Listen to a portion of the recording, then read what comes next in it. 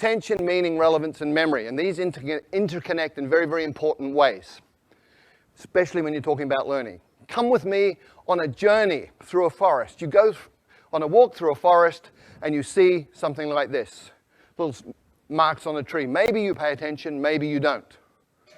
You go another 50 meters and you see this. You should be paying attention. Another 50 meters, if you haven't been paying attention, you see this. And at this point, you're paying attention. And you've just learned that this is important, it's relevant, because it means this, and anything that is related, any information related to your survival is stuff that you're going to pay attention to, and therefore you're going to remember it. If it's related to your own personal goals, then you're going to pay attention to it. It's relevant, you're going to remember it. So the first principle for learning a language is focus on language content that is relevant to you, which brings us to tools. We master tools by using tools, and we learn tools the fastest when they're relevant to us. So let me share a story. A keyboard is a tool. Typing Chinese a certain way, there are methods for this, that's a tool. I had a colleague many years ago who went to night school Tuesday night, Thursday night, 2 hours each time, practicing at home. She spent 9 months and she did not learn to type Chinese. And one night we had a crisis. We had 48 hours to deliver a training manual in Chinese. And she got the job. And I can guarantee you, in 48 hours, she learned to type Chinese because it was relevant, it was meaningful, it was important. She was using a tool to create value. So the second principle for learning a language is to use your language as a tool to communicate right from day one, as a kid does. When I first arrived in China, didn't speak a word of Chinese. And on my second week, I got to take a train ride overnight. I spent 8 hours sitting in the dining car talking to one of the guards on the train. He took an interest in me for some reason. And we just chatted all night in Chinese, and he was drawing pictures and making movements with his hands and facial expressions, and piece by piece by piece, I understood more and more. But what was really cool was 2 weeks later, when people were talking Chinese around me, I was understanding some of this, and I hadn't even made any effort to learn that. What had happened, I'd absorbed it that night on the train, which brings us to the third principle. When you first understand the message, then you will acquire the language unconsciously. And this is really, really well documented now. It's something called comprehensible input. There's 20 or 30 years of research on this. Stephen Krashen, a leader in the field, has published all sorts of these different studies. And this is just from one of them. The purple bars show the scores on different tests for language. The green and the purple people were people who had learned by grammar and formal study. The green ones are the ones who learn by comprehensible input. So comprehension works. Comprehension is key.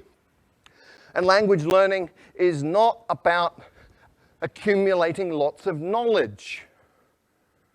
In many, many ways, it's about physiological training. A woman I know from Taiwan did great in English at school. She got A grades all the way through, went through college, A grades, went to the US, and found she couldn't understand what people were saying. And people started asking her, "Are you deaf?" And she was English deaf. Because we have filters in our brain that filter in the sounds that we are familiar with, and they filter out the sounds of languages that we're not. And if you can't hear it, you won't understand it. If you can't understand it, you're not going to learn it. So you actually have to be able to hear these sounds. And there are ways to do that, but it's physiological training. Speaking takes muscle. You've got 43 muscles in your face. You have to coordinate those in a way that you make sounds that other people will understand. If you've ever done a new sport for a couple of days and you know how your body feels, hurts, if your face is hurting, you're doing it right. And the final principle is state, psychophysiological state. If you're sad, angry, worried, upset, you're not going to learn, period.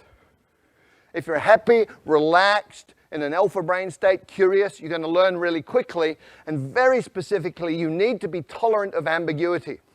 If you're one of those people who needs to understand 100% every word you're hearing, You will go nuts because you'll be incredibly upset all the time because you're not perfect. If you're comfortable with getting some, not getting some, just paying attention to what you do understand, you're going to be fine, you'll be relaxed, and you'll be learning quickly. So based on those 5 principles, what are the 7 actions that you take? Number 1, listen a lot. I call it brain soaking. You put yourself in a context where you're hearing tons and tons and tons of the language, and it doesn't matter if you understand it or not. You're listening to the rhythms, you're listening to patterns that repeat, you're listening to things that stand out. So just soak your brain in this. The second action is you get the meaning first, even before you get the words. And you go, well, how do I do that? I don't know the words. Well, you understand what these different postures mean. Human communication is body language in many, many ways. So much body language. From body language, you can understand a lot of communication. Therefore, you're understanding, you're acquiring through comprehensible input. And you can also use patterns that you already know. If you're a Chinese speaker of Mandarin and Cantonese, and you go to Vietnam, you will understand 60% of what they say to you in daily conversation, because Vietnamese is about 30% Mandarin, 30% Cantonese. The third action, start mixing. You probably have never thought of this, but if you've got 10 verbs, 10 nouns, and 10 adjectives, you can say 1,000 different things. Right? Language is a creative process. What do babies do? Okay, me, ba, now.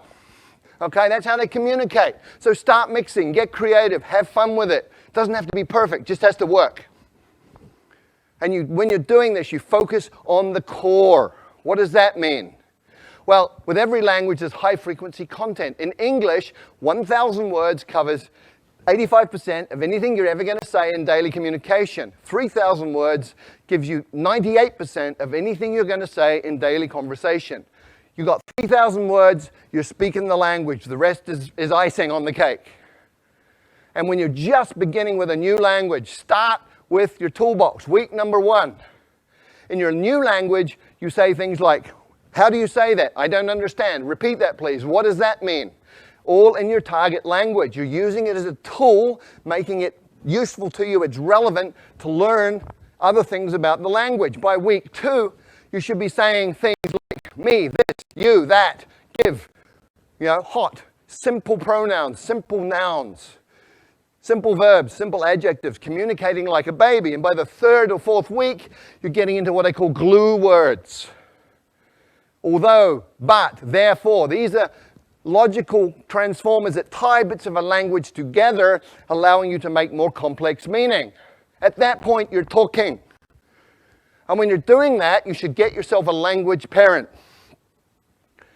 If you look at how children and parents interact, you understand what this means. When a child is speaking, it'll be using simple words, simple combinations, sometimes quite strange, sometimes very strange pronunciation. Other people from outside the family don't understand it. But the parents do. And so the kid has a safe environment, gets confidence. The parents talk to the children with body language and with simple language they know the child understands. So you have a comprehensible input environment that's safe. We know it works, otherwise none of you would speak your mother tongue. So you get yourself a language parent who's somebody interested in you as a person who will communicate with you essentially as an equal, but pay attention to help you understand the message. There are 4 rules of a language parent. Spouses, by the way, are not very good at this, okay? But the 4 rules are, first of all, they will work hard to understand what you mean, even when you're way off beat. Secondly, they will never correct your mistakes. Thirdly, they will feed back their understanding of what you're saying so that you can respond appropriately and get that feedback. And then they will use words that you know. The 6th thing you have to do is copy the face. You've got to get the muscles working right so you can sound in a way that people will understand you. There's a couple of things you do. One is you need to hear how it feels and feel how it sounds, which means you have a feedback loop operating in your face. But ideally, if you can look at a native speaker and just observe how they use their face, let your unconscious mind absorb the rules, then you're going to be able to pick it up. And if you can't get a native speaker to look at, you can use stuff like this. sing, song, king, sung, hung. And the final idea here, the final action you need to take is something that I call direct connect. What does this mean? Well, most people learning a second language sort of take the mother tongue words and the target words and go over them again and again in their mind to try and remember them. Really inefficient. What you need to do is realize that everything you know is an image inside your mind, it's feelings. If you talk about fire, you can smell the smoke, you can hear the crackling, you can see the flames. So what you do is you go into that imagery and all of that memory and you come out with another pathway. So I call it same box, different path. You come out that pathway and you build it over time. You become more and more skilled and just connecting the new sounds to those images that you already have and to that internal representation. And over time, you even become naturally good at that process that becomes unconscious. So there are 5 principles that you need to work with, 7 actions. If you do any of them, you're going to improve. And remember, these are things under your control as the learner. Do them all. You're going to be fluent in the second language in 6 months. Thank you.